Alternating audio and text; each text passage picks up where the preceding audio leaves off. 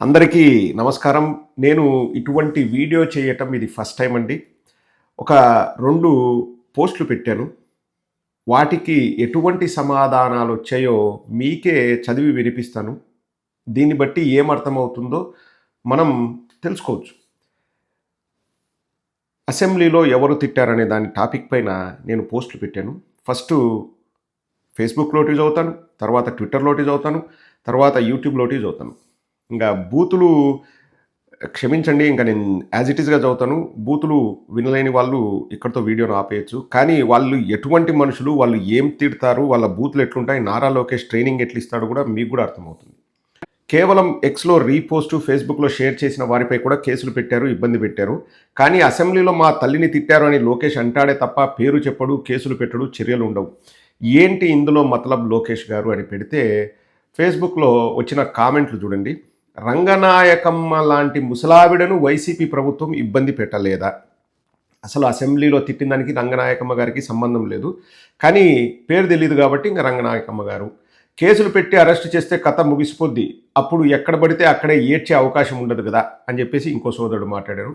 మీరు డాక్టర్ ఎలా అయ్యారో మీకే తెలియాలి. నీకు బజారులో కుక్కకి తేడా లేదు. సో అది ఆన్సర్. వాళ్ళు నారా లోకేష్ శిష్యులు మాట్లాడే మాటలు. అతని పేరు నివాస్ నూటక్కి అంట. మావిగన్ మావయ్య వైసీపీ అని ఊరు పేరు లేకుండా పెట్టుకున్నాడు. నీకు చెప్పేదేంట్రా ఎర్రిప్పు. ఇంక మీకు అర్థమైంటది. అది మొదలుపెట్టింది జగన్ గాడేరా ముండా, మావిగన్ మెంటలోడు. ఇగో ఇవన్నీ వాళ్ళ అకౌంట్లు.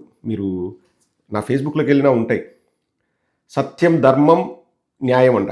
ఈడు పేరు సత్యం ధర్మం న్యాయం. వాడు సొంతంగా పేరు పెట్టుకోలేడు. పేరు పెట్టుకొని మాట్లాడేదే ఆ ధైర్యం కూడా ఉండదు. ఏం మాట అంటే నువ్వు ఇండియాకి రా తెలుస్తుంది. ఇండియాకి వచ్చి ఎక్కడికి రావాలరా సత్యం ధర్మం న్యాయం?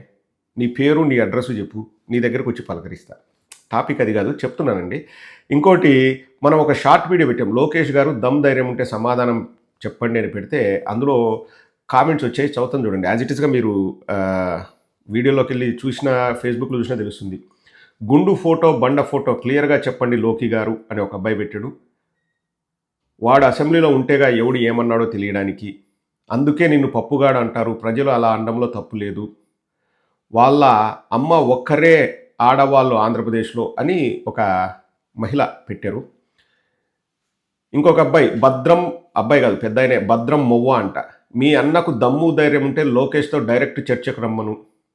ఇంకొకడు మళ్ళా వాడే సత్యం ధర్మం న్యాయం. 2029లో ఎయిర్పోర్ట్కి ఏ పేరు అయితే బాగుంటుంది, మావిగన్ మట్టయ్య పొటాటో పొట్టోడు. నాగార్జున రెడ్డి అన్న లోకేష్ని మెంటల్ హాస్పిటల్లో చూపించండి ప్లీజ్. ఇంకొక అతను ఏదో ఐపీ ఒక బోకు, నువ్వు ఒక రోకు, మీ పార్టీ 11కు. ఇంకొకడు కోడికత్తి మ్యాటర్ కూడా కొంచెం చెప్పురా కుక్కల డాక్టర్. ఒరే నారా, నీకు వస్తుంది 29 అని కలిపి ఒకే బొక్కంతా వస్తాయిరా కొడక. ఫేక్ ఫోటో, గుండుపోటు కాదురా బాయ్, గుండెపోటు. ఇన్నాళ్ళు మీకు తెలుగులో మాట్లాడడం రాదు. సో ఇవి ఫేస్బుక్‌లో వచ్చిన కామెంట్స్ అండి. ట్విట్టర్లో చూద్దాం.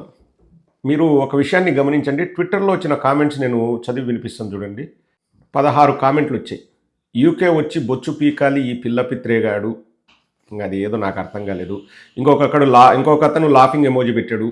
ఇంకొక అబ్బాయి అంతవరకు ఎందుకన్నా నారా లోకేష్ తల తన్నిని దూషించారని గొంతు చించుకుని అరిచాడు. వాడు కూడా ఎందుకు కామ్గా ఉన్నాడో ఇప్పటికీ అర్థం కాదు నాకు. ఇంకొక వ్యక్తి చెప్పాడు, it's a strategy to keep burning one set of people emotions. TDP school of thought since 1990s either in movies or mainstream politics. College students unions burn and shine in that light. ఇంకొక అబ్బాయి చాలా logic తెలుసుకున్నట్లు చెప్పాడు. అసెంబ్లీలో అన్న వాటికి కోర్టులు కేసులు ఉండవని ఈ లండన్ గొర్రెకు తెలియదు పాపం. సరే, కోర్టులు కేసులు అవసరం లేదులే, పేరు చెప్పడానికి ఏమి. ఇప్పుడు తిట్టారని చెప్పేసి, అసెంబ్లీలో తిట్టారని చెప్పేసి బయటకు వచ్చి ఏడ్చొచ్చు, కానీ అసెంబ్లీలో ఎవరు తిట్టారో పేరు చెప్పకూడదా? అసెంబ్లీ వద్దంటుందా? కేసులు పెట్టలేదని బాధపడుతున్నట్టుంది నీ ట్వీట్ చూస్తుంటే. ఇంకొక అతను పెడితే మీరు ఊరుకుంటారా? సీదిరి అప్పలరాజు విషయంలో రాష్ట్రం మొత్తం చూసింది. నిజానికి జగన్ పతనానికి బీజం పడింది కూడా ఆ రోజే. మళ్ళీ లేపి తన్నించుకుంటావేమో చూసుకో. అసెంబ్లీలో జరిగిన అన్నిటికీ స్పీకర్నే చూసుకుంటారు. బయట నుండి యాక్షన్ తీసుకోవడానికి ఉండదు. అది కూడా తెలియదు మిస్టర్ చింతా నీకు. మళ్ళీ నువ్వు ఒక ఎన్ఆర్ఐ స్పోక్స్ పర్సన్ పోస్ట్ ఒకటి నీకు. సరే రాబాయ్, పేరు చెప్పండి. నేను అడిగింది పేరు బయట ఎందుకు పెట్టట్లేదు అని. జగన్ గారు తన నాన్నని చంపేశారు అని చెప్పిన రిలయన్స్ వాళ్ళకే ఎంపీ సీట్ ఇచ్చారు. ఏమిటి ఇందులో మతలబు? చింత ఇంకొక అతను రాశాడు చూడండి. చింత ఇక్కడ మతలబు ఏమి ఉంది నాయన, నీకు మాత్రం ప్రతి విషయం మతలబులాగే కనిపిస్తుంది. పేరు చెప్తే రాజకీయ డ్రామా అంటారు, చెప్పకపోతే మతలబు ఏమిటి అంటారు. అసలు మీకు సమాధానం అవసరం లేదు, విమర్శించడానికి ఒక కారణం చాలు. ఫైనల్గా చూస్తే విషయం ఏంటనేది ముఖ్యం కాదు, ట్వీట్ వేయడానికి ఒక మతలబు దొరికిందా లేదా అన్నదే మీ ఆసక్తి. అందుకే అంటారు మతలబుల నిత్యాన్వేషికి ప్రపంచం అంతా మతలబులమయంగానే కనిపిస్తుంది. కొంచెం నీట్గానే రాసినాడు దేవేంద్ర ఆకుల. తమ్ముడు, నువ్వు నన్ను విమర్శించిన నేను ఫీల్ అవ్వను, కానీ బాగా రాసావు, బూతులు రాయకుండా రాసావు, అప్రిషియేట్ ఇట్. ఇంకొక అతను, నీకు కళ్ళు పోయాయా, చెవుడు వచ్చిందా, ఎవరో తెలియదా, రెడ్డి నీకు కొవ్వు ఎక్కితే ఏం తెలియదేమో. నాకు తెలియదులేరా, కొవ్వేరా, కళ్ళు మూసుకొని నువ్వు పేరు చెప్పు. Assembly matters are outside of police cases. సరే పేర్లు చెప్పండి. లోకేష్ గారు ఉచ్చ పడుతుంది చింతకాయకి, యూకేలో ఉన్నా కూడా. చూడు, ఇవంతా వాళ్ళు డబ్బులు ఇస్తే మాట్లాడే వ్యక్తులు. ఇంకా ఈరోజు మార్నింగ్ మన యూట్యూబ్ కమ్యూనిటీలో కూడా పెట్టాను, అందులో కూడా చదువుతాను చూడండి. ఇందాక గంట క్రితం పెట్టా, 3 కామెంట్లు వచ్చాయి. అందులో కూడా ఒక సోదరుడు చెప్పారు, 2029లో వైఎస్ఆర్ కాంగ్రెస్ పార్టీకి ఓటేస్తే కూడా జైల్లో పెట్టేటట్టు ఉన్నారు అని చెప్పేసి రాశారు. ఇక్కడ మీరు గమనించాల్సింది ఏంటంటే, యాజ్ ఇట్ ఈస్గా కామెంట్స్లో ఏం రాశారో చదివి వినిపించాను, చాలామంది చూశారు. కానీ ఒక్కరంటే ఒక్కరు కూడా అసెంబ్లీలో ఎవరు తిట్టారు అన్న పేరైతే ఇప్పటి వరకు చెప్పలేదు. చంద్రబాబు చెప్పలేదు, నారా లోకేష్ చెప్పలేదు, భువనేశ్వరి గారు చెప్పలేదు, అండ్ తెలుగుదేశం వాళ్ళకు కూడా తెలీదు. తిట్టారు అంతే. ఎవరు తిట్టారనేది తెలుగుదేశం వాళ్ళకు కూడా తెలీదు.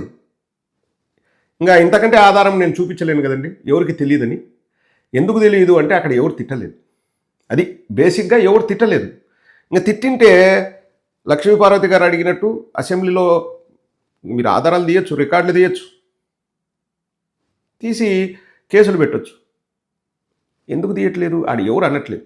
ఇక్కడ మీరు బాగా గమనించండి, ఎందుకు చంద్రబాబు నాయుడు గారు ఆ రోజు ఏడ్చవలసి వచ్చింది, ఎందుకు అక్కడ ఆ సీన్ చేయవలసి వచ్చింది అంటే, AP municipal election results, YSRCP wins 14 wards in కుప్పంలో ఎన్నికల్లో YSR Congress party local body ఎన్నికల్ని స్వీప్ చేసింది.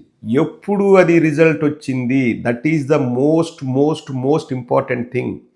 ఎప్పుడు రిజల్ట్ వచ్చింది అంటే 18 నవంబర్ 2021. 18 నవంబర్ 2021. సో 18 నవంబర్ 2021లో కుప్పం ఎన్నికలు రిజల్ట్స్ వచ్చాయి. చంద్రబాబు నాయుడు ఘోరంగా ఓడిపోయారు. తనను అవమానిస్తారనో లేకపోతే దాని గురించి అసెంబ్లీలో ప్రశ్నిస్తారనో ప్రజల దృష్టిని మరల్చాలనో 19వ తేదీ నవంబర్ 19, 2021 చంద్రబాబు గారు ఏడ్చారు. 18 కుప్పం రిజల్ట్ వచ్చింది. కుప్పం రిజల్ట్ని డైవర్ట్ చేయడానికి 19వ తేదీ చంద్రబాబు నాయుడు అసెంబ్లీకి పోయినప్పుడు ఆ విషయం పైన మాట్లాడదంటే నా భార్యను దూషించాడని చెప్పేసి బయటికి వచ్చేసి ఏడ్చాడు. ఇంకా ఇంతకంటే ఇంకా ఆధారాలు అవసరం లేదండి. ఎందుకంటే ఒకటి మీరు గమనించండి, డైవర్షన్ పాలిటిక్స్ చేయడంలో వాళ్ళు సిద్ధహస్తులు. ఇప్పటి వరకు నేను ఇన్ని పోస్టులు పెట్టాను, ఒక్కడంటే ఒకడు అసెంబ్లీలో పలానా ఎమ్మెల్యే తిట్టారు చంద్రబాబు నాయుడు గారి సతీమణిని అని ఎవ్వరూ రాయలే కింద కామెంట్ సెక్షన్లో. ఎవరు కూడా ఎవరు తిట్టారో ఎవరికి తెలియదు, ఏం తిట్టారో ఎవరికి తెలియదు. ఆ రోజు కూడా చంద్రబాబు నాయుడు ప్రీ ప్లాన్డ్ కాకపోతే ఏం తిట్టారు, ఎందుకు తిట్టారు, పలానా వ్యక్తి తిట్టాడు అని చెప్పేసి మీడియా ముందుకు వచ్చి చెప్పొచ్చు కదండి, చెప్పొచ్చు కదా. ఆ రోజు నుంచి అదే సైలెన్స్ మెయింటైన్ చేస్తున్నారు. తెలుగుదేశం వల్ల అదే సైలెన్స్ మెయింటైన్ చేస్తున్నారు. ఎందుకు, ఏం పేరు చెప్తే ఉంది. ఇప్పుడు నా భార్యను తిట్టారని బయటికి చెప్పుకోవడమే నామోషి, చెప్పకూడదు కూడా. ఇంకా లాస్ట్కు భువనేశ్వర్ గారు కూడా వచ్చేసి నన్ను తిట్టారు అని చెప్పుకుంటున్నారు పబ్లిసిటీ కోసం, అది వేరే విషయం. కానీ మనం ఎవరినైనా బ్లేమ్ చేయాలంటే ఎవరు తిట్టారో చెప్పి కదా మనం మాట్లాడాలి. ఎవరు తిట్టారో ఇంతవరకు చెప్పరు, ఎందుకంటే అక్కడ ఎవరు తిట్టలేదు. కేవలం ఆ రోజు మున్సిపల్ ఎలక్షన్లు ఓడిపోయినాం కదా, దాని నుంచి డైవర్ట్ చేయడానికి చంద్రబాబు నాయుడు ఆ రోజు ముందుగానే ప్లాన్ చేసుకుని వచ్చి ఇట్లా నేను బయటకు పోయి కన్నీళ్లు పెట్టుకుంటాను, డైవర్ట్ అయిపోతుంది, మొత్తం దీని సైడ్కి వెళ్ళిపోతుంది అని చెప్పేసి ఇంకా అక్కడి నుంచి ఆ డ్రామాని నారా లోకేష్ ఇదేదో బాగుంది కదా అని చెప్పి నా తల్లిని దూషించారు అని ఇంకా అరిగిపోయిన గ్రామ్ ఫోన్ రికార్డ్ లాగా చెప్పుకున్నారు. ఇప్పుడు మళ్ళీ అదే కుప్పంలో మళ్ళీ అవే మున్సిపల్ ఎలక్షన్లు వచ్చినాయి. ఇప్పుడు మళ్ళీ భువనేశ్వరి గారు నన్ను దూషించారు. నేను నిన్న కొందరితో మాట్లాడాను ఇండియాలో మహిళలతోని. అప్పుడెప్పుడో అన్నారు అయిపోయింది. ఇప్పుడు మళ్ళీ దాన్ని వచ్చి మాట్లాడడము సరైన పద్ధతి కాదు. ఇప్పుడేం సెంటిమెంట్ కూడా రాదు. అసలు భువనేశ్వర్ గారు మాట్లాడకుండా ఉంటే బాగుండేది అని చెప్పేసి న్యూట్రల్గా ఉన్న మహిళలే చెప్పారు. ఇంకా న్యూట్రల్ కంటే కూడా వాళ్ళు కొంచెం తెలుగుదేశానికే ఫేవర్ ఎక్కువ అనుకోండి.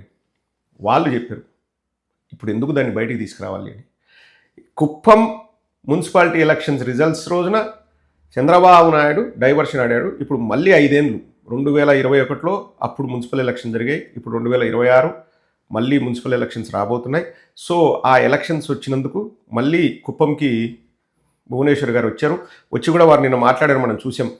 ముగ్గురేమో మంగళగిరి సైడు, నేను ఒక్కదాన్ని కుప్పం సైడు, కానీ కుప్పంకు నాకు జరగాలి రావాలని చెప్పి నేను ఇంట్లో ఫైట్ చేస్తాను అదిదని. సో ఇవన్నీ కూడా ఎలక్షన్స్ కోసం మాట్లాడుతున్న మాటలు. కానీ ఇక్కడ ఏంటంటే నన్ను తిట్టారంటే ఇంకొంచెం సెంటిమెంట్ వస్తుంది కదా అని చెప్పేసి వాళ్ళ ఆలోచన. ఇప్పటికీ ఒక్కటే ప్రశ్న, ఎవరు ఆ వ్యక్తి పేరు బయట పెట్టడానికి ఏంటి నొప్పేంటి బాధ ఏంటి? పేరు బయట పెట్టడానికి ఇబ్బంది ఏంది? ఏదో మీ వాళ్ళైతే మీరు గంప కింద కోడిని మూసిపెట్టుకోవాలా? ఆపోజిట్ వాళ్ళు కదా మీరు అనింది ఆపోజిట్ వాళ్ళు కదా. పేరు చెప్పడానికి ఏమి? ఎవరెవరో బాత్రూంలో కాలు జారి పడితే నా వల్లే, నా ఎర్ర బుక్ వల్లే, ఎవరికో గుందుపోతు వస్తే నా బుక్ వల్లే, నా ఎర్ర బుక్ వల్లే, ఎవరికో నల్ల జుట్టు తెల్ల జుట్టు అయితే నా వల్లే, నా ఎర్ర బుక్ వల్లే అని నారా లోకేష్ నా తల్లిని దూషించారని 100 సార్లు చెప్పిన నారా లోకేష్ పేరు ఎందుకు చెప్పడు? నారా లోకేష్ చెప్పడం కాదు, చంద్రబాబు చెప్పడు, భువనేశ్వర్ గారు చెప్పరు, వాళ్ళ తెలుగుదేశం వాళ్ళకు కూడా తెలియదు. ఇది కదా విచిత్రం, ఇది కదా డ్రామా. నేను ఆధారాలతో సహా నేను చూపిస్తున్నా. 18వ తేదీ మున్సిపల్ ఎలక్షన్ రిజల్ట్స్ వచ్చినాయి 2021, 19వ తేదీ చంద్రబాబు నాయుడు ఏడ్చినాడు. ఎందుకు? డైవర్షన్ పాలిటిక్స్ కోసం. ఇప్పుడు మళ్ళీ భువనేశ్వర్ గారు మళ్ళీ ఆ టాపిక్ ఎందుకు తీసుకొచ్చారు? మళ్ళీ ఎలక్షన్స్ వస్తున్నాయి, మళ్ళీ సెంటిమెంట్ కోసం. అంతే తప్ప ఎవడన్నారో చెప్పరు. పోనీ అన్నోడిని బయటికి తీసుకొచ్చి అందరి ముందర క్షమాపణ చెప్పిస్తాంలే, పేరు చెప్పండి, ఆడికి అయిపోతుంది కదా. ఒకవేళ అనింటే లేదు పేరు చెప్పకూడదు, ఎందుకంటే ఎవరు అనలేదు, పోనీ ఎవరి మీదైనా అపవాదం మోసి పేరు మోపితే వాడు బయటకు వచ్చేసి వాడు చెప్పుకుంటాడు కదా. అలా కాకుండా వైఎస్ఆర్ కాంగ్రెస్ పార్టీ మొత్తానికి ఆపాదిచ్చేస్తాం. వైఎస్ఆర్ కాంగ్రెస్ పార్టీ మొత్తం భువనేశ్వర్ గారిని తిట్టిందని చెప్పేసి ఆ సెంటిమెంట్ ఇంకో 10 ఏళ్ళు 15 ఏళ్ళు 20 ఏళ్ళు మేము ఆ డ్రామాలు ఆడతాం. అంతే కదా, అదే కదా ప్లాను. నారా లోకేష్ అదే కదా ప్లాన్. వారే వా, స్క్రిప్ట్ అదిరిందండి. స్క్రిప్ట్ మామూలుగా అదరలేదు, బ్రహ్మాండంగా అదిరింది.